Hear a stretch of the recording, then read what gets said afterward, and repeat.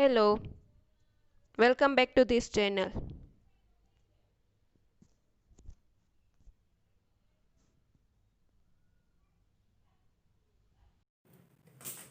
હવે આપણે f of x equals to 1 plus x raised to m છે એ જોઈએ. પહેલા આપણે પાવર સિરીઝ એક્સપાન્શનના 3 એક્ઝામ્પલ જોયા. f of x equals to e raised to x, f of x equals to sin x and third f of x equals to cos x. હવે આપણે next example જોઈએ. f of x equals to 1 plus x raised to m. 1 plus x raised to m. Power series expansion આનું પણ એ જ find કરવાનું છે. Power series expansion. Here two case arise. પહેલો જે કેસ હશે એ m બિલોંગ્સ ટુ n હશે અને સેકન્ડ કેસ હશે એ m does not belongs to m. એક 1 plus x raise to m છે તો એ એમ જે હશે એ કેસ આપણને એમની વેલ્યુ એનની અંદર નેચરલ નંબરની અંદર મળતું હશે અથવા તો એ નેચરલ નંબરની અંદર નહીં હોય. એ બીજો કેસ થશે. પહેલો કેસ જોઈએ, case 1. when m belongs to n, f of x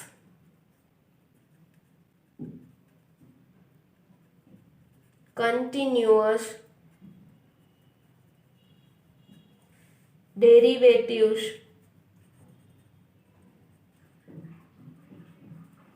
of all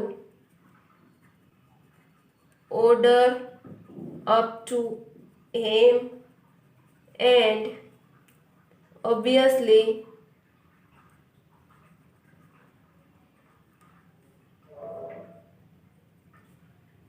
f raised to m plus 1 of x equals to 0. બે કેસ છે એમાંથી પહેલો case m belongs to n લીધો તો continuous derivative of all order up to m સુધીના એના ડેરિવેટિવના દરેક order એ કેવા થશે f raised to m plus 1 of x કરશો તો 0 મળશે. thus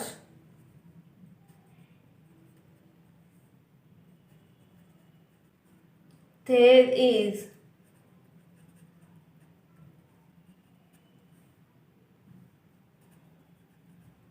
about Rn tends to 0 where m is less than n. m ની વેલ્યુ less than n હોય, n કરતા m નાનો હોય તો આપણે પાવર સિરીઝ એક્સપાન્શન છે એમાં f raised to m plus 1 x equals to 0 થાય છે તો આપણે Rn tends to 0 મળી જ જશે. Here the condition of hence condition of Maclaurin's expansion are satisfied. Maclaurin series એક્સપાન્શનની કન્ડિશન શું છે તો કે Rn tends to 0 as n tends to infinity. તો આપણે f raised to m plus 1 x equals to 0 મળે છે તો આપણે સેટિસ્ફાઈ થાય છે. નાવ f raised to n of x equals to f of x 1 plus x raised to m છે તો f raised to n of x nth derivative શું થશે m minus 1 m minus 2 up to m minus n plus 1 1 plus x raised to m minus n થશે. nthમું derivative છે એટલે m minus n થશે. Therefore f raised to n of 0 ની value શું થશે? m minus 1 m minus 2 up to m minus n plus 1. હવે x ની જગ્યાએ 0 પુટ કરશું તો 1 વધશે, 1 ની કોઈ પણ ઘાત હોય 1 જ થશે. તો આપણે f raised to n of 0 m into m minus 1 into m minus 2 up to m minus n plus 1 મળી. Therefore હવે f of 0 ની વેલ્યુ ફાઇન્ડ કરીએ 1 મળશે. f dash 0 ની વેલ્યુ ફાઇન્ડ કરીએ m મળશે. f ડબલ ડેશ 0 ની value find કરીએ m minus 1 મળશે. f ટ્રિપલ ડેશ 0 ની વેલ્યુ ફાઇન્ડ કરશું m minus 1 m minus 2 આ રીતના મળતી હશે. આ જ રીતના આપણને બીજી વેલ્યુ છે એ મળતી હશે. પહેલામાં 1 મળે છે, પછી ફર્સ્ટ ડેરિવેટિવ કરીએ છીએ એમ મળે છે, સેકન્ડ ડેરિવેટિવમાં m minus 1, થર્ડ ડેરિવેટિવમાં m minus 1 m minus 2, fourth derivative હશે તો m minus 1 m minus 2 m minus 3 એ રીતના મળતી હશે. Hence on substituting the value of Maclaurin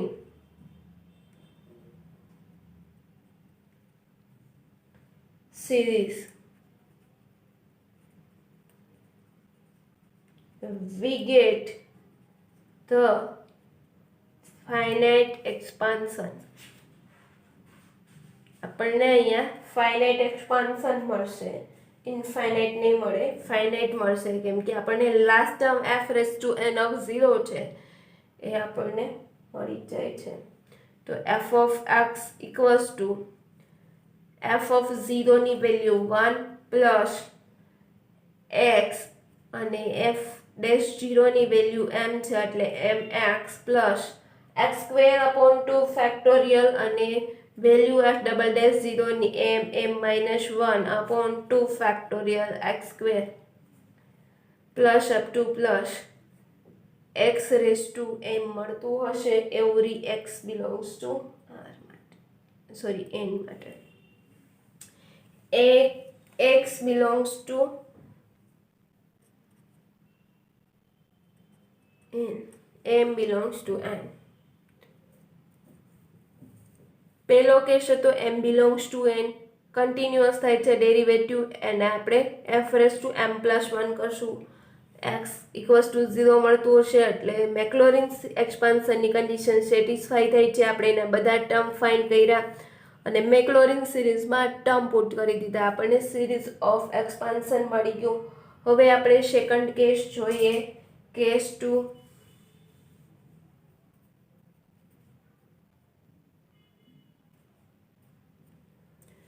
case 2 જોઈએ. m does not belongs to n, m does not belongs to n, therefore 1 plus x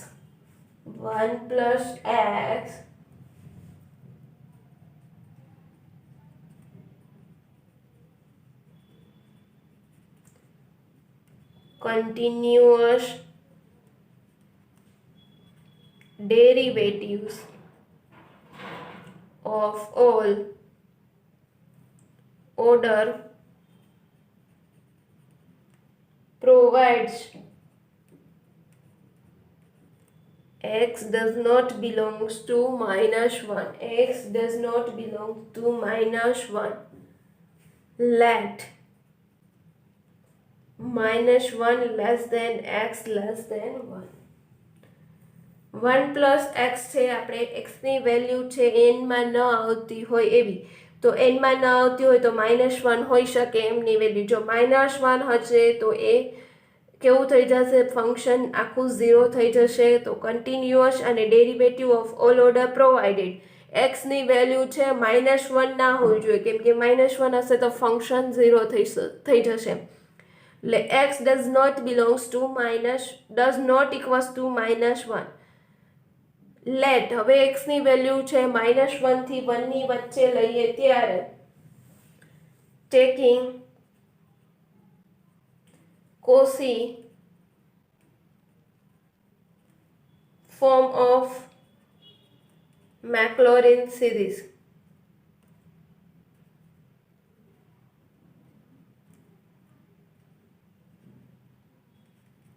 We have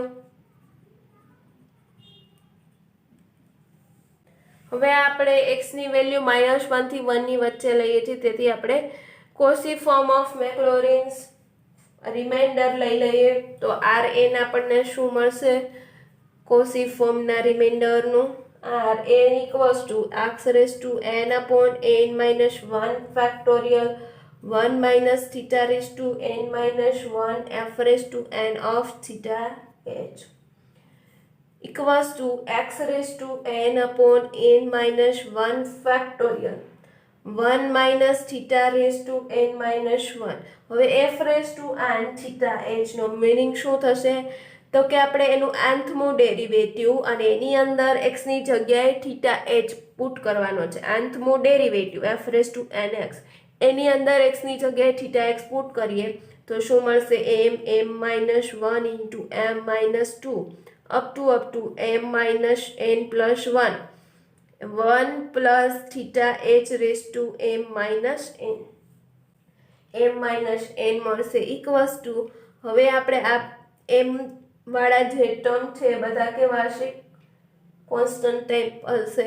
m minus 1 m minus 2 up to m minus n plus 1 upon n minus 1 factorial x raised to આપણે અહીંયા n છે 1 plus theta h 1 plus theta h 1 plus theta x રાખીએ x ના ટર્મમાં છે તો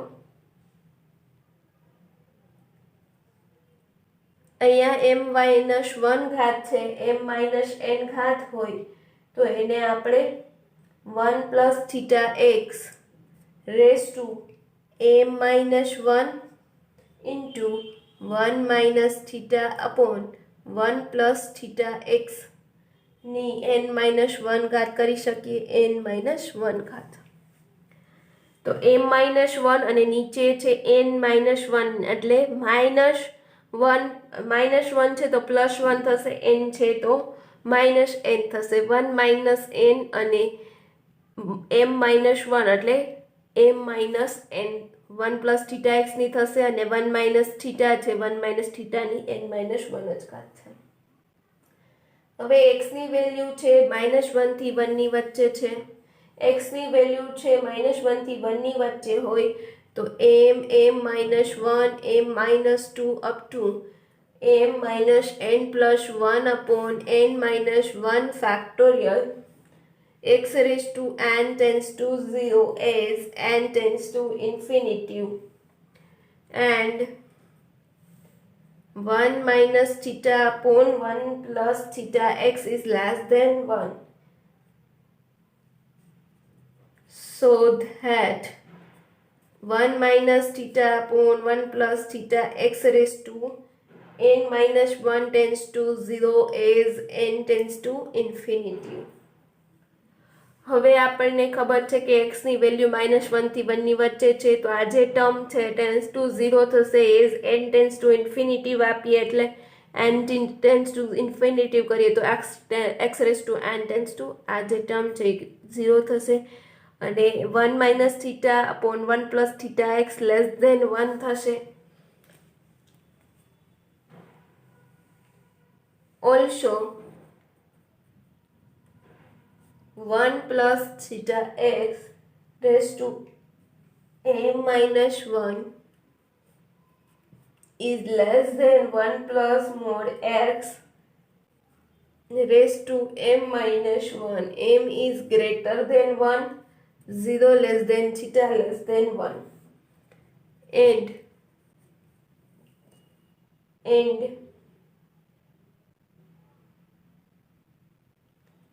1 plus theta x raised to n minus 1 m minus 1 equals to 1 upon 1 plus theta x raised to 1 minus m પણ લખી શકીએ, અપોનમાં લખીએ તો less than 1 upon 1 plus mod x is 1 minus m when m is less than 1. 1 plus theta x raised to m minus 1 એ less than આપણે 1 plus mod x m minus 1 લખી શકીએ. m ની વેલ્યુ છે ગ્રેટર ધેન 1 હોય અને થીટાની value 0 થી 1 ની વચ્ચે હોય છે. 1 plus theta x raised to m minus 1 x ની વેલ્યુ -1 થી 1 ની વચ્ચે છે તો 1 plus mod x is raised to m minus 1 theta છે 0 થી 1 ની વચ્ચે છે તો મોટું થશે. હવે 1 plus theta x raised to m minus 1 ને આપણે 1 upon 1 plus theta x raised to 1 minus m લખી શકીએ તો એ શું થશે less than 1 upon 1 minus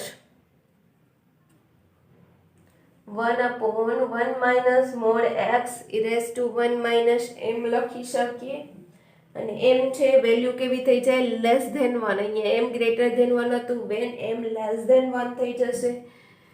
Thus Rn tends to 0 when n tends to infinity for mod x is less than 1 means -1 less than x less than 1 થશે.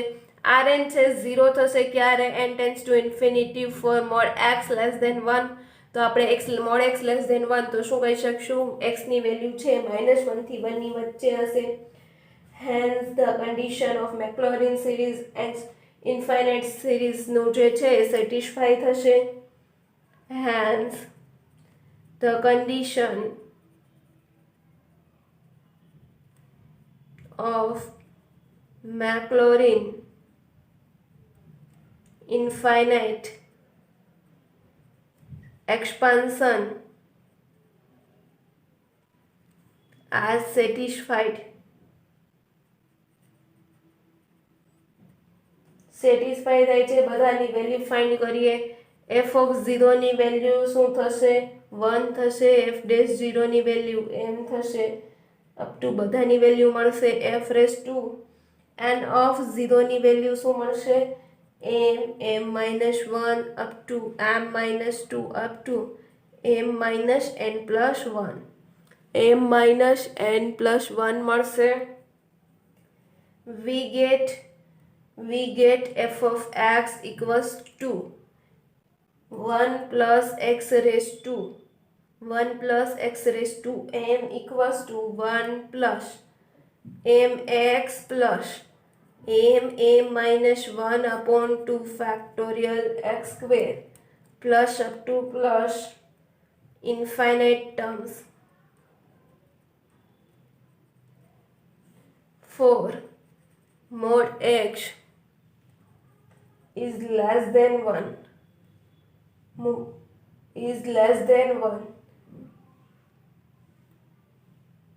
since 4 mod x is greater than 1 term છે m minus 1 up to m minus 2 up to m minus n plus 1 x raised to n upon n minus 1 factorial does not tend to 0 as n tends to infinity. Therefore, mod x is greater than 1 is expansion is not possible. Expansion is not possible. m does not belongs to n case જોઈએ તો આપણે -1 એની value નથી લેવાની તો -1 થી 1 ની વચ્ચે x ની વેલ્યુ લીધી. આપણે મેક્લોરિન સિરીઝ વાળું ફોર્મ લીધું. મેક્લોરિન સિરીઝ વાળા ફોર્મની અંદર આપણે rn છે બધી value f raise to n ની પુટ કરી અને આપણને m -1 m -2 up to m -n plus 1 upon n minus 1 factorial into x raise to n tends to 0 થશે as n tends to infinitive. આપણને આ જે ટર્મ છે એ મળી જશે. હવે આપણે બધી વેલ્યુ છે મેક્લોરિન સિરીઝની એ પુટ કરી દઈએ તો આપણને જે ઇન્ફાઇનાઇટ સિરીઝ મળશે કે એના માટે mod x is less than 1 માટે મળશે. હવે mod x is greater than 1 બરાબર છે. એના માટે આપણને જે એક્સ રેસ ટુ એન આ ટર્મ છે ડઝ નોટ ટેન્સ ટુ 0 થશે as n tends to infinitive. હવે એન ટેન્સ ટુ ઇન્ફિનિટિવ લેશું તો આ છે ડઝ નોટ ટેન્સ ટુ 0 થશે આર એન ટર્મ. તો એ જે એક્સપાન્શન છે એ પોસિબલ નથી.